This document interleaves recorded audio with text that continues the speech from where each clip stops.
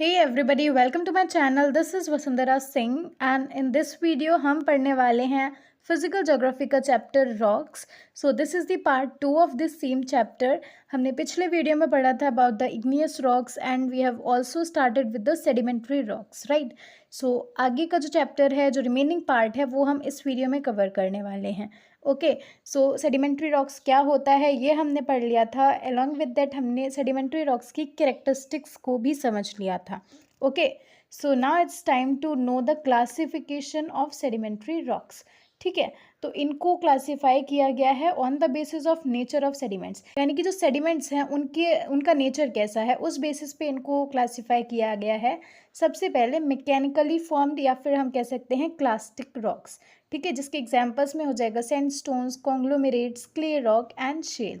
ठीक है, second division हो जाएगा chemically formed sedimentary rocks, example gypsum, salt rocks. And third division is organically formed sedimentary rocks, which includes limestones, dolomites, coals, etc. Okay, and हमारा second basis है, दूसरा आधार है, that is on the basis of transporting agents, यानी कि किसके द्वारा जो है sediments का transportation हो रहा है. ठीक है, सो दिस इंक्लूड्स आर्गिलेशियस और एक्वस रॉक्स, जिसके सब टाइप्स हो जाते हैं marine rocks, lacustrine rocks and riverine rocks. So बात करें मैकेनिकली फॉर्म्ड सेडिमेंट्री रॉक्स की.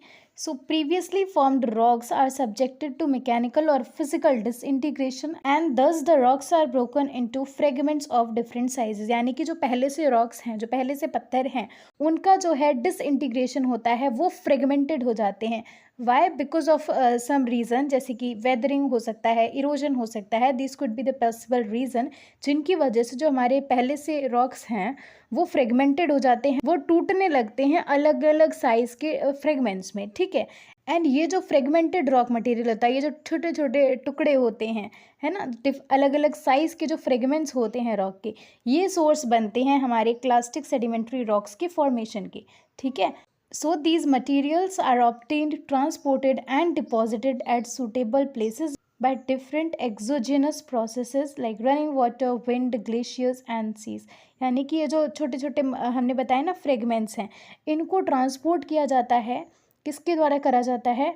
एक्सोजेनेसिस प्रोसेस के द्वारा. एक्सोजेनेसिस प्रोसेस में आ जाएंगे रनिंग वाटर हो गया, यानी कि हमारी रिवर्स के द्वारा, विंड के द्वारा, ग्लेशियर्स, सी वेव्स के द्वारा इन फ्रेगमेंटेड जो रॉक्स हैं उनको ट्रांसपोर्ट किया जाता है एंड डिपॉजिट किया जाता है एट द सूटेबल प्लेसेस.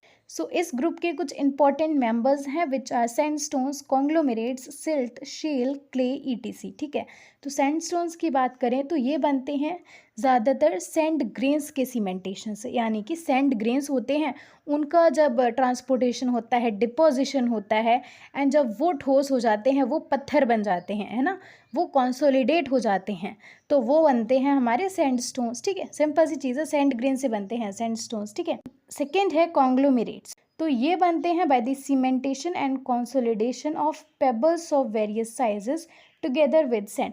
तो इसमें सैंड भी होती है और पेबल्स भी होते हैं.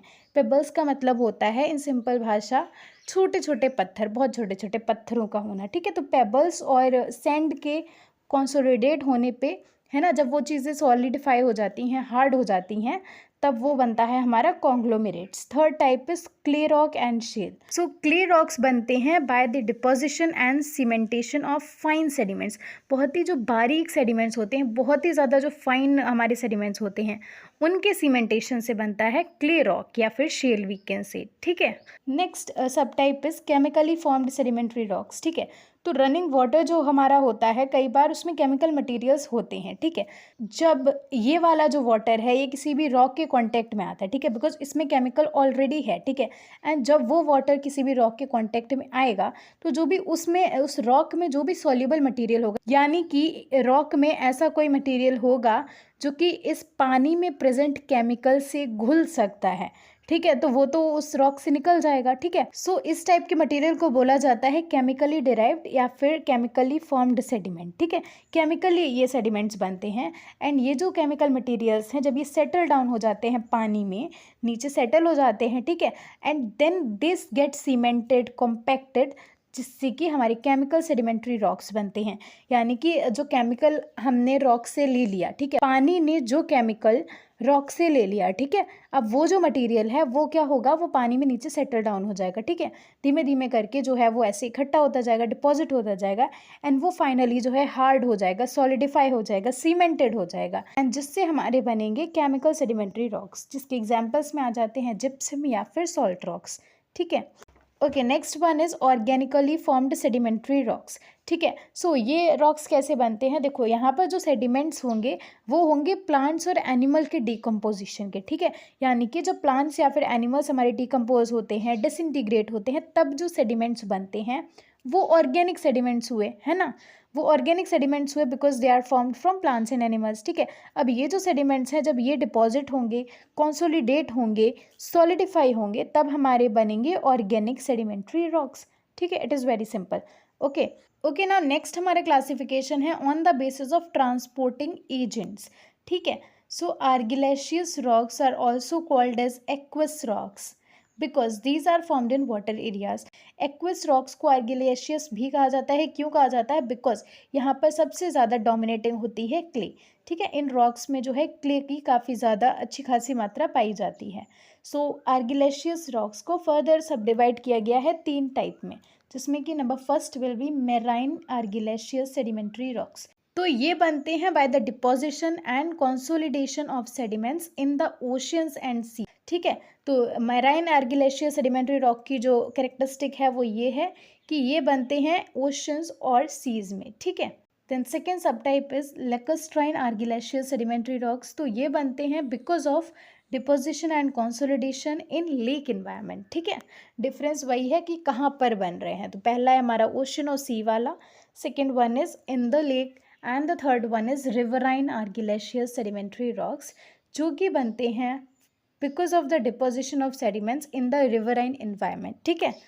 तो it is very simple, word से भी काफ़ी ज़्यादा ऑब्वियस सी चीज़ें हैं, just go through it once and it will be clear. Okay okay, so now coming to the third sub type, जो कि है हमारे मेटामॉर्फिक रॉक्स। तो metamorphic rocks include rock that have been changed either in form और composition without disintegration. यानी कि जो metamorphic rock हैं वो कैसे बनते हैं, वो बनते हैं किसी भी रॉक की फॉर्म में चेंज आने की वजह से। किसी भी रॉक का जो फॉर्म है या कॉम्पोजिशन है, ठीक है, वो चेंज हो जाते हैं, तब हमारे मेटामॉर्फिक रॉक बनते हैं। इससे ये भी पता चलता है कि मेटामॉर्फिक रॉक्स जो हैं, जो प्रीवियसली एग्जिस्टिंग हमारे रॉक हैं उन्हीं से बनते होंगे, ठीक है ना। तो यहाँ पर क्या होता है, रॉक डिसइंटीग्रेट नहीं होता, यानी कि रॉक जो है टूटता नहीं है, इसके टुकड़े नहीं होते हैं, ठीक है। वो जो रॉक है वो अपना फॉर्म ही बदल देता है, उसका जो कॉम्पोजिशन है, यानी कि जो उसमें एलिमेंट्स हैं, जो मिनरल्स हैं, या जो उसकी कैरेक्टरिस्टिक है, वो चेंज हो जाती है ड्यू टू सम रीज़न, ठीक है। तो वो बनते हैं मेटामॉर्फिक रॉक। तो metamorphic rock are form due to changes in the form of other rocks. जैसे कि मैंने बताया कि जो पहले से ही रॉक्स होंगे उन्हीं में तो फॉर्म चेंज होगी, जो चीज़ है ही नहीं उसमें कैसे होगा। तो मेटामॉर्फिक रॉक बनते किससे हैं, जो पहले से हमारे रॉक्स हैं उन्हीं में कोई फॉर्म चेंज हो जाती है, कॉम्पोजिशन चेंज हो जाती है, तब बनते हैं, ठीक है। Metamorphic rock means complete alteration in the appearance of pre-existing rocks due to change in mineral composition and texture through temperature and pressure। Metamorphic rock का मतलब होता है पूरी तरह से बदल जाना किसी भी पुराने रॉक के अपीयरेंस में। यानी कि कोई एक रॉक है जो पहले कैसा दिखता था एंड अब एकदम से बिल्कुल ही चेंज है उसमें, ठीक है। और वो चेंज आया कैसे है, वो आया है बिकॉज ऑफ द टेम्परेचर या फिर प्रेशर। या तो उस रॉक पे टेम्परेचर इतना हार्श रहा है, इतना ज़्यादा एक्सेसिव टेम्परेचर रहा है जिसकी वजह से उस पर चेंज आ गया, या फिर pressure could be the possible reason, ठीक है। So these are form due to changes in form of sedimentary and igneous rock. Okay, now agents of metamorphism, यानी कि जो मेटामॉर्फिज्म होती है, मेटामॉर्फिज्म का मतलब क्या है कि जो चेंज आ जा रहा है किसी भी रॉक में, एकदम से बदलाव आ रहा है पूरी तरह से, तो इस प्रोसेस को ही मेटामॉर्फिज्म कहते हैं, ठीक है। अब इसके एजेंट्स क्या क्या हैं that you have to study. Number first is heat. तो सबसे इंपॉर्टेंट फैक्टर हीट है, ठीक है। यही जो है हमारे पुराने रॉक्स को, पेरेंट रॉक्स को मेटामॉर्फिक रॉक्स में डेवलप करने में काफ़ी ज़्यादा इंपॉर्टेंट रोल प्ले करता है, ठीक है। एंड मेटामॉर्फिज्म के लिए जो हीट की ज़रूरत है, जिस लेवल की हीट की ज़रूरत है, वो हमको कब मिलती है, जब वॉल्केनिसिटी होती है। यानी कि जिस भी एरिया में जहाँ पर भी वॉल्केनोज एक्टिव होते हैं वहाँ पर हमको ज़्यादा देखने को मिलेंगे, है ना, वॉल्केनिसिटी। क्योंकि जब वॉल्केनोज इरप्ट होते हैं तो जो मोल्टेन मैग्मा होता है हमारा, लावा के टेम्परेचर इज़ एक्सट्रीम, राइट। तो उस टाइम पर ऐसी हीट हमको मिलती है कि जो मेटामॉर्फिज्म है वो हो सकता है। सेकेंड एजेंट हो जाता है compression, resulting from convergent horizontal movement causes by endogenetic forces causes folding in rock beds, यानी कि जो we have studied, endogenetic forces की वजह से जो फोल्डिंग होती है रॉक्स में, सो इस प्रोसेस की वजह से ये जो फोल्डिंग हुई बिकॉज ऑफ एंडोजेनेटिक फोर्सेस, इससे क्या होता है, as a result excessive pressure, excessive force आता है, जिसकी वजह से हमारे जो पेरेंट रॉक्स हैं उनके कॉम्पोजिशन में और फॉर्म में चेंज हो जाता है। ठीक है, तो यहाँ पर जो फोर्स है, जो कंप्रेशन है, ये भी एक इंपॉर्टेंट रोल प्ले करता है। And third is solution, chemically active hot gases and water while passing through the rocks change their chemical composition. अब जो हमारी हॉट गैसेज होती हैं, एक्सट्रीम हाई टेम्परेचर की जो गैसेज हैं, है ना, जिनमें केमिकल भी है, अब कैसा केमिकल है we don't know, right. So इस टाइप का जब केमिकल वाटर के साथ में किसी भी रॉक पर पास करता है, किसी भी रॉक पर बहकर जाता है, तो भी जो हमारा रॉक है उसका केमिकल कॉम्पोजिशन चेंज हो जाता है, केमिकल प्रॉपर्टीज चेंज हो जाती हैं। Okay, next we have types of metamorphism. So it is of 4 types. Number first हो जाएगा कॉन्टैक्ट और थर्मल मेटामॉर्फिज्म, सेकंड हमारा हो जाएगा dynamic and regional metamorphism, third one is hydro metamorphism and fourth is hydrothermal metamorphism. Okay, so सबसे पहले बात करेंगे अबाउट कॉन्टैक्ट या थर्मल मेटामॉर्फिज्म की।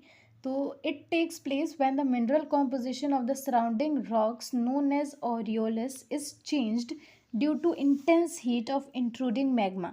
अब जब वोल्केनो होता है, वोल्केनो इरप्ट होता है, ठीक है, तब मैग्मा आता है, ठीक है, हमारे सरफेस पर मैग्मा आता है, ठीक है।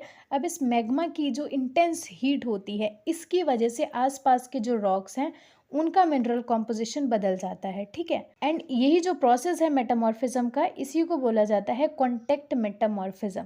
बिकॉज रीज़न भी सिंपल सा है, यहाँ पर क्या होता है, जब रॉक्स मैग्मा के कॉन्टेक्ट में आते हैं तब मेटामॉर्फिज्म हो रहा है ना, so that is Y contact metamorphism. इस प्रोसेस को थर्मल मेटामॉर्फिज्म भी कहते हैं, बिकॉज यहाँ पर जो हमारे रॉक हैं उनका फॉर्म क्यों बदल रहा है, क्योंकि टेम्परेचर बहुत ज़्यादा है, ठीक है, जो हमारे मैग्मा है उसका टेम्परेचर बहुत ही ज़्यादा है, जिसकी वजह से रॉक में चेंज आ रहा है, तो इस वजह से इसको हम थर्मल मेटामॉर्फिज्म भी कहते हैं। Okay, it is quite simple. Next हो जाएगा dynamic and regional metamorphism. So when the rocks are altered in their forms in extensive areas, the process is called regional metamorphism. ठीक है, एक्सटेंसिव एरिया का मतलब हो जाता है काफ़ी ज़्यादा ह्यूज स्पेस में जब हमारे रॉक्स का चेंज हो जाता है, रॉक्स का कॉम्पोजिशन चेंज हो जाता है, तब हम उसको रीजनल मेटामॉर्फिज्म कहते हैं, ठीक है। रीजनल मेटामॉर्फिज्म बिकॉज बहुत बड़े एरिया को ये रॉक्स का चेंज होना कवर कर रहा है, ठीक है, बहुत ही लार्ज एरिया, वाइड एरिया को जब कवर करता है, then it is known as regional metamorphism. So do remember extensive area का मतलब होता है काफ़ी वाइड एरिया होना, काफ़ी लार्ज एरिया होना, ठीक है। ओके, सो इसी मेटामॉर्फिज्म को डायनेमिक मेटामॉर्फिज्म भी कहा जाता है। क्यों कहा जाता है, बिकॉज प्रेशर जो है यहाँ पर काफ़ी ज़्यादा इंपॉर्टेंट रोल प्ले करता है, ठीक है। Pressure plays dominant role in the alteration of the form of rocks, though temperature is also an important factor, यानी कि यहाँ पर टेम्परेचर का भी इंपॉर्टेंट रोल है, लेकिन सबसे ज़्यादा इंपॉर्टेंट रोल है प्रेशर का, ठीक है ना। The sedimentary rocks are folded due to compressive forces during the mountain building, ठीक है, जब माउंटेन बिल्डिंग होती है तब कंप्रेसिव फोर्स की वजह से जो हमारे रॉक्स हैं वो फोल्ड होते हैं, वी ऑल नो, ठीक है, we have studied in previous chapters, right. So इस प्रोसेस से क्या होता है, इंटेंस प्रेशर आता है, ठीक है, एक्सट्रीम प्रेशर बनता है, हीट बनती है, जिसका अल्टीमेट रिजल्ट क्या होता है, हमारे जो रॉक्स हैं उनके कॉम्पोजिशन में चेंज हो जाता है, उनका जो ओरिजिनल फॉर्म है वही बदल जाता है, तो that is why this is known as regional या फिर डायनामिक मेटामॉर्फिज्म, ठीक है। Next one is hydro metamorphism. So the alteration in the composition of the rocks due to hydrological factor takes place in the number of ways. Hydrological basically, hydro का मतलब हो जाता है पानी, वाटर से related है, ठीक है। सो जब केमिकली एक्टिव वाटर हमारे किसी भी रॉक के ऊपर से पास होता है तब केमिकल चेंजेस हो जाते हैं रॉक में। सेकेंड वे इज कि बड़े बड़े रिजर्वायर्स होते हैं जिनमें कि बहुत सारा पानी स्टोर किया जाता है, तो उस पानी की वजह से एक्सट्रीम प्रेशर पड़ता है उन रॉक्स पे जो कि उस पानी के नीचे हैं, ठीक है, तो वो भी हेल्प करते हैं in the change of form या फिर कॉम्पोजिशन ऑफ रॉक्स, ठीक है। नेक्स्ट हो जाएगा हाइड्रोथर्मो मेटामॉर्फिज्म। तो वर्ड से समझ आ रहा है कि यहाँ पर टेम्परेचर और पानी दोनों का ही रोल है, ठीक है। The minor alteration in the physical and chemical composition of the rocks caused by the weight and pressure of water mass and chemically active hot gases and water vapour is called hydrothermo metamorphism, ठीक है।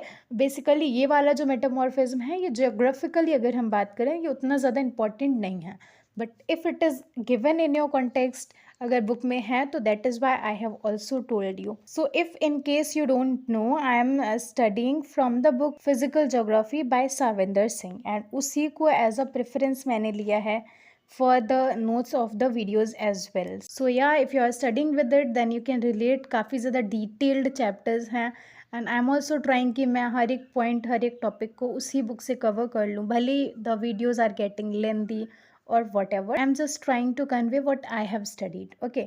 सो जो metamorphic rocks हैं उनको दो broad categories में divide किया गया है। नंबर फर्स्ट इज जिसको कि हम बोलते हैं मेटा सेडिमेंट्री या हम कह सकते हैं पैरा मेटामॉर्फिक रॉक्स, ठीक है, दिस इज द टर्म। या हम कह सकते हैं मेटा सेडिमेंट्री और it could be para metamorphic rocks. तो ये वो रॉक्स होते हैं जो बनते हैं सेडिमेंट्री रॉक्स में चेंज आने की वजह से, यानी कि जब सेडिमेंट्री रॉक्स के फॉर्म में या कॉम्पोजिशन में चेंज आ जाता है, ऑल्ट्रेशन होता है, तब वो होते हैं मेटा सेडिमेंट्री या फिर पैरा मेटामॉर्फिक रॉक्स, ठीक है।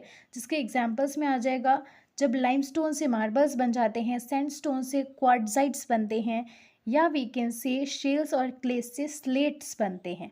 तो these are the examples of this, okay. And जो सेकेंड टाइप है वो है मेटा इग्नियस और ऑर्थो मेटामॉर्फिक रॉक्स, ठीक है। दो टर्म्स हैं, मेटा इग्नियस कह सकते हैं या फिर we can say ortho metamorphic rocks. तो ये रिप्रेजेंट करते हैं उन रॉक्स को जो कि बनते हैं due to the change in form of igneous rock. Simple है, पहला वाला होता है सेडिमेंट्री रॉक में बदलाव आने की वजह से एंड ये है इग्नियस रॉक में बदलाव आने की वजह से, ठीक है। इसके एग्जाम्पल्स में हो जाएंगे gneiss from granites, serpentine from gabbro, basic granulites from amphibolites, eclogite from basaltic rocks etc, ठीक है। So this is it for this video. I hope आपको समझ में आ गया होगा in detail and in simple way कि मेटामॉर्फिक रॉक्स क्या होते हैं, also the sedimentary rocks. And if you haven't watched the part 1 of this video of this chapter actually, so you can check that also. You can just go to my channel where I have already made a playlist called physical geography. You can get various chapters on physical geography. Other than that, I will also put the link in this video in the description, so do check out that as well. And this is it for this video. अगले video में हम पढ़ेंगे probably about the volcanoes. So for that, do subscribe to my channel. And आपको video कैसा लगा please tell me in the comment section, I would love to know. Also thank you so much for watching. मिलते हैं next video में, तब तक रुक जाना नहीं तू कहीं हार के।